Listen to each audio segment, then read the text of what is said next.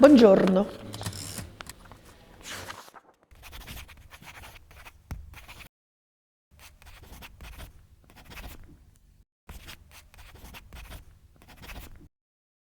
I have been working in cinema for more than 30 years, and also I've been working with my mother. So I am really connected to her cinema, to her work. During her last 10 years of life, she was even more than 10 years, she was quite invisible.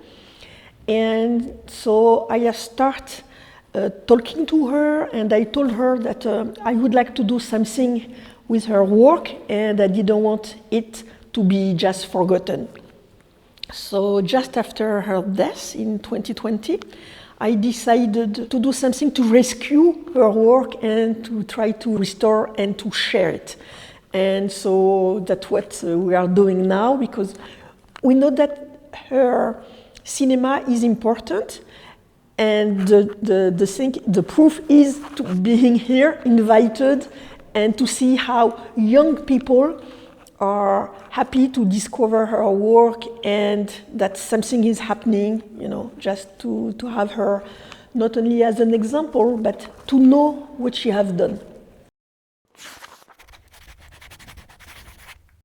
The first person to approach us was Martin Scorsese, thanks to his film foundation, who sent a letter in 2017 to Sarah Maldoror saying that he wanted to restore her movie Sambizanga, because this movie, the rights were kept by someone for 40 years, and it took me many years to be able to have access to the negative. And we have been working with the team of the Cineteca di Bologna, with Cecilia Cincerelli in particular, and so we did a great job, and I thank her very much. So that was the first film to be restored, and then I start one by one to ask for sponsorship, and I found, and each year I'm trying to restore other movies. She has made 45 movies.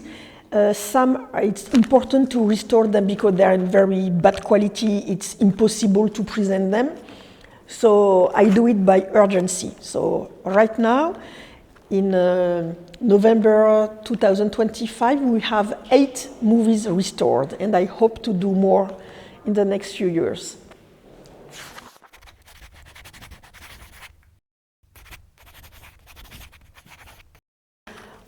Well, what I would like to do, what I'm doing is that I'm happy to present and to share her films. It's important for the new generation to know that she has started working since 1956 in theater first and then in cinema.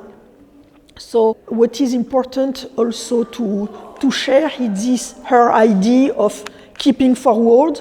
It has been very difficult for her to work and to do all those films, but she never presented herself as a victim. When it was impossible to do a film, she was trying another way to go deeper for what she wanted to do. And I think that it's important for the new generation to know the past and all her legacy, all she has done, all she has been going through, and telling them that they have to take it and do something different, but it could be a point of inspiration. And there is a lot of artists who are working from her work, not only filmmakers, but also artists. This is very nourishing for us as daughters to see that she is still a source of inspiration.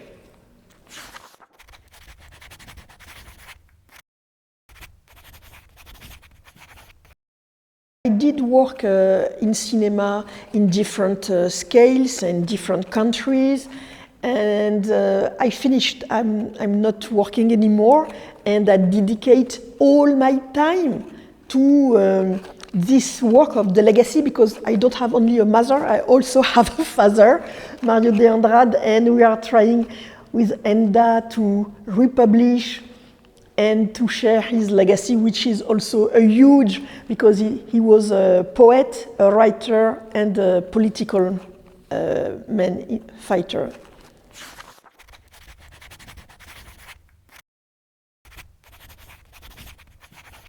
While I have been working on the restoration of Sambizanga, and it was a restoration, so I had to watch 100 times each plan and trying to find where to highlight.